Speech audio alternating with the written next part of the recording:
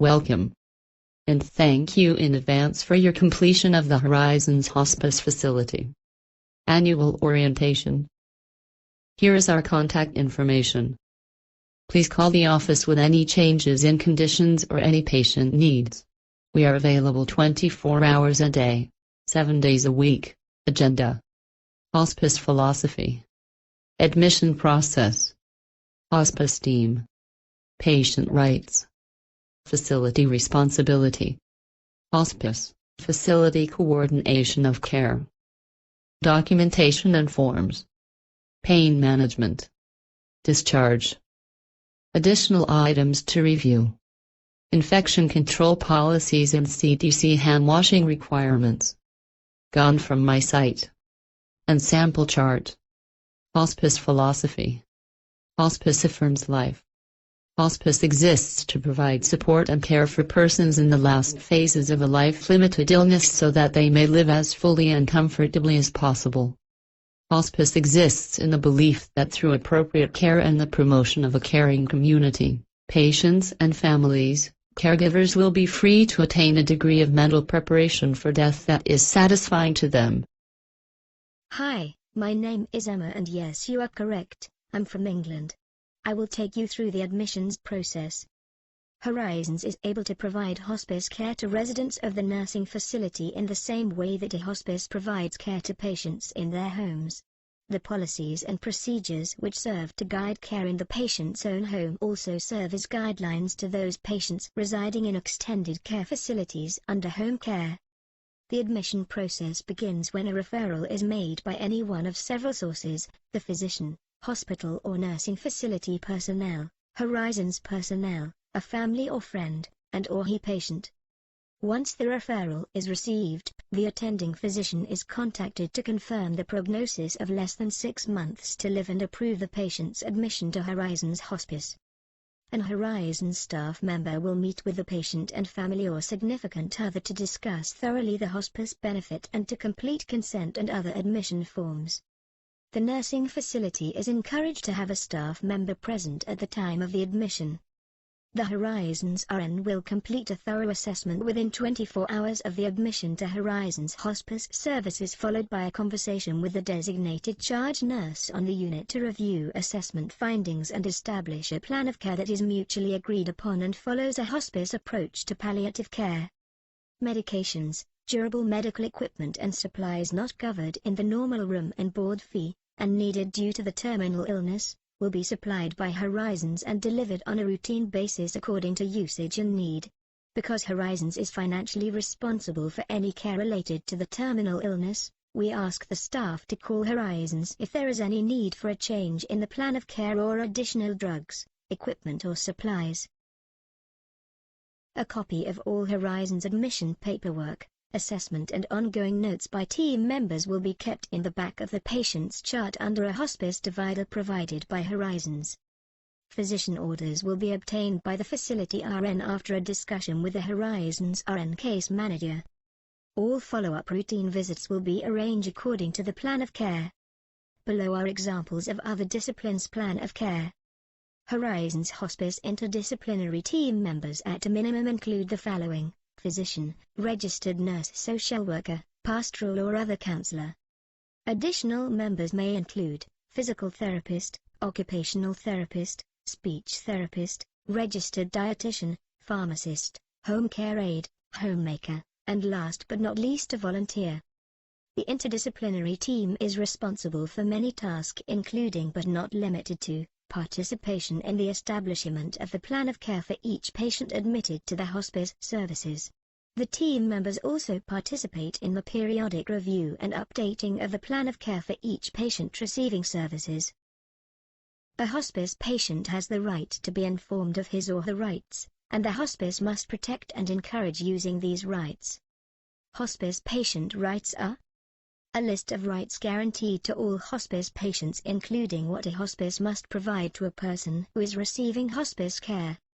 You can find hospice patient rights in your facility's Medicare and Medicaid service policy manuals. The Medicare conditions of participation are issued as regulations set by the federal government agency, the Centers for Medicare and Medicaid Services. Hospices must follow these regulations, which include a section on patient rights.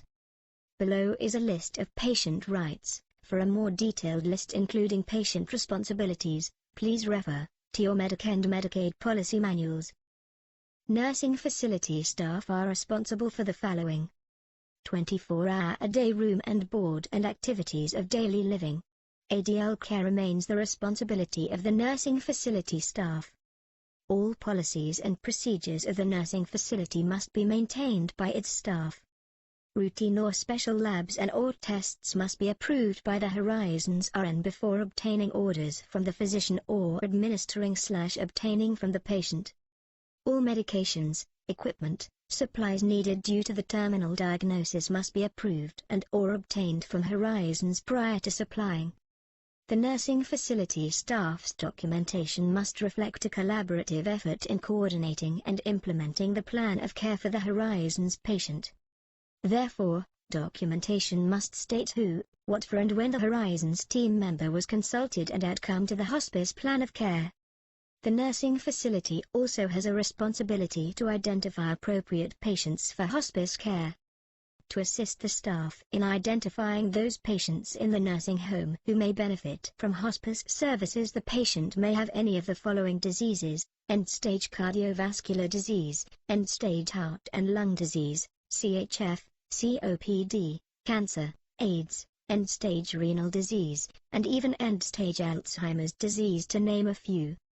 There are also signs and symptoms to look for when identifying possible hospice patients: progressive weight loss, profound weakness, fatigue, progressive decline in health in spite of medical therapies, increased edema, increased pain, difficulty breathing. Once a patient is identified, the nursing facility RN may contact the patient's attending physician for an approval, after discussion with facility liaison for an order to consult Horizons. The physician must feel the patient has a probable prognosis of 6 months or less. The skilled nursing team and hospice team both provide an invaluable service to patients and families faced with life-limiting illness. Coming together in an integrated manner, caregivers assure optimum care and services, providing for the quality of life at the end of life that both entities so heartedly embrace. The skilled nursing facility staff and the hospice team shall communicate, establish and agree upon a collaborative, interdisciplinary care plan for both providers which reflects measurable objectives and timelines to meet a resident's medical, nursing, physical, psychosocial, and spiritual needs, as well as the needs of the resident's family, caregivers, as identified in a comprehensive assessment. Horizons Hospice and the facility will jointly do the following when implementing the coordination of care. Assure, via mutually agreed upon method, that care plans are integrated and congruent with one another in relation to consistent problems identified with designated interventions and palliative goals that clearly delineate disciplines responsible for those interventions and follow-up communicated. Create and maintain a mutually acceptable communication system, which includes the established conference, that maximizes the flow of information for enhanced care delivery. Periodic assessment and review of care plans by both teams to ensure that the rapidly changing needs of the patient, family facing life-limiting illness are met. Both will jointly participate in orientation and continuing education to ensure that the clinical caregivers are aware of and are guided by the integrated plan of care. Both will be knowledgeable of the hospice patient's medical plan of care. Hi, my name is Eric, and I will guide you through the next portion of this training. Hang in there, we're almost done. Every Horizons Hospice patient has a 3-ring hospice binder, which is usually located in the nurse's station in most facilities. This binder allows us to maintain a clinical record for every individual receiving care services. Inside the binder you can locate admission, administration information, advance directives, physician orders, assessments, updated care plans, nurses' notes, home care aid notes, rehab, therapy notes, social services, education and treatment, lab and special reports, pastoral services notes, and volunteers log. It's also important to know that every Horizons Hospice team member who visits the patient will sign in on the patient log located in the front of the binder. Team members will also document the summary of their visit. Facility contracts will also be located in the patient file, which may be needed for your facility annual inspection. Hospice staff members and skilled nursing facility staff members are a collaborative team working together to provide the best possible treatment of a resident's pain and symptoms, so that his or her days may be spent as comfortably as possible and allow for a dying with peace and dignity. Therefore, communication regarding treatment for hospice residents' pain and symptoms needs to be opened so that both staffs feel committed to the above goal. This is of utmost importance, particularly when the resident has been cared for by the skilled nursing facility staff for many years. The transition from restorative treatment to palliative treatment can often be difficult, so the team needs to work together with compassion and sensitivity. There are two types of discharges. The first is when the patient dies. When this type of discharge occurs, the facility should do the following: notify Horizons of the death. Notify physician, family and funeral home of the death. Provide post-mortem care as stated in the Policy and Procedure Manual. Request an Horizons team member's presence when appropriate. Follow up with the Horizons RN if any issues or concerns surrounding the death. Refer any family member in need to the Horizons Bereavement Coordinator.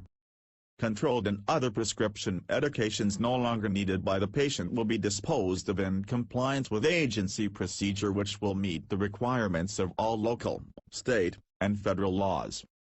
The second type of discharge is non-death related.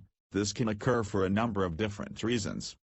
When this type of discharge occurs, Horizons Hospice will do the following. Horizons will discuss with nursing home administration that the patient will be discharged from Horizons Hospice and give reason for discharge. Medications/supplies will be left with patient if they are unused. DME payment will no longer be Horizons Hospice's responsibility. We will try to provide resources in the community to help with DME, if necessary. Horizons Hospice will review medications with the caregiver and discuss the discharge with the attending physician.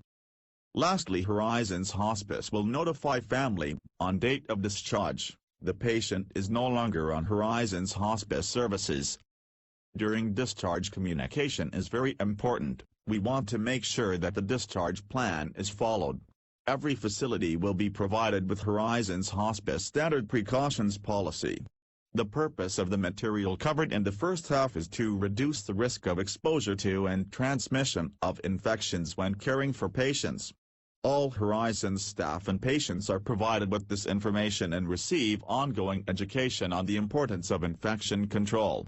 The Standard Precautions Policy highlights the following bullets located on the slide.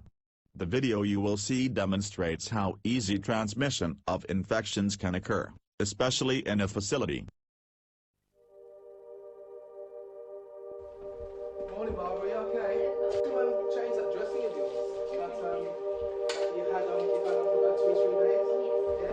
Is that okay with you? Yeah. Did you sleep well? What are you reading today?